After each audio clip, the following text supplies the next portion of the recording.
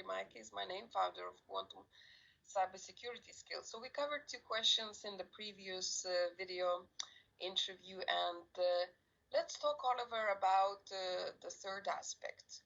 Security Operations Center. Is it a cost? Is it investment? Is it a privilege? What are your views? I think it's an interesting question, because generally, in business terms, we always talk about security being an add-on cost. And of course it's not. It's an emergent property of the digital transformation. And what I mean by that is, eating is not a cost on top of living.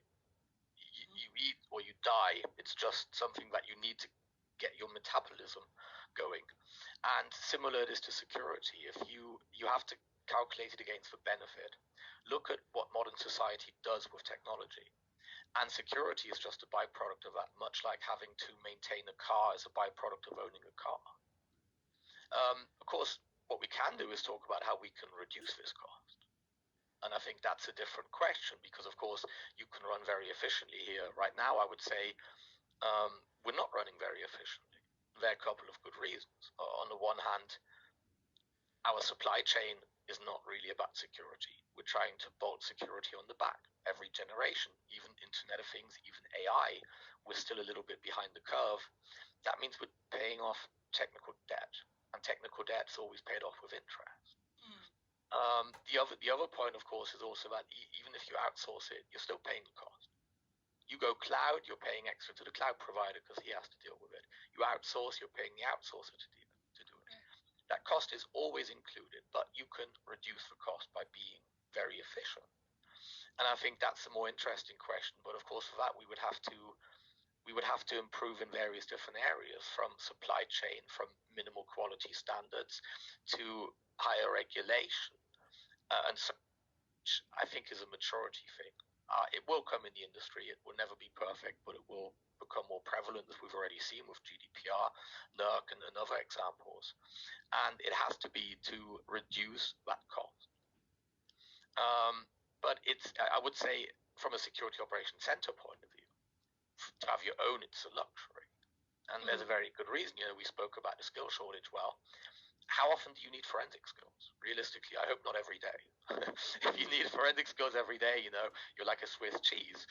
You need them a couple of days a year. And that means that, do you need that in your SOC? And more importantly, even if you have someone, how practiced are they going to be if they do it only in between? And so this is really about saying that you need a SOC capability. You need a security team that can work with an MSSP SOC, for example. And I think that's the important point. It's this hybrid world of what do we do in-house, what is in the cloud, what's done by the provider. And the answer to that, the percentages, this distribution is going to be very different depending on your core business, your budget, and so on. Yeah. Oliver, you are at the board level, sitting at the boards from advisory point of view. If I may ask you, what other organizations, what they need to take into account, how they could better position the SOC value to the leaders? I mean, in other words, I'm asking, what is an optimized SOC from your point of view, from the board perspective, to show the efficiency and value, literally? So I would say that the wrong way of doing it is to try to look at it as something where you're dealing with incidents. It's most people want to do it because it's measurable. But here's the deal. You don't determine how many incidents you have. It's an external metric. It's what happens to you. Yeah. So I think it's a really bad metric. At the same time, of course, what the board wants to know is much better, to be better informed about business risks, to be better informed about how to streamline efficiencies. And of course, they want to be proactively warned. That means that a good SOC will already do sort of a level of prioritization. They're not just going to go and do these kind of standard KPIs, but it's more about, okay, here are the top 10 issues that we saw. We think this is what it means. This is where we fall short. This is where we can mitigate. This is where we may need to invest, and so on. It's also about giving them a heads up about happenings in the future. For example, we've seen an increase in ransomware across other healthcare providers like ourselves, because really it's about giving them the information to make informed decisions for the best interest of the company. Yeah.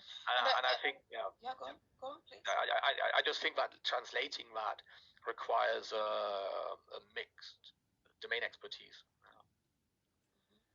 And do you think business leaders would be also better understanding the efforts of security operations centers if we would talk about like likability of incidents and what impact it could cause for the organization?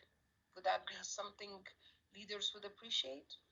I think if it can be put into a kind of a decent narrative explanation, yes.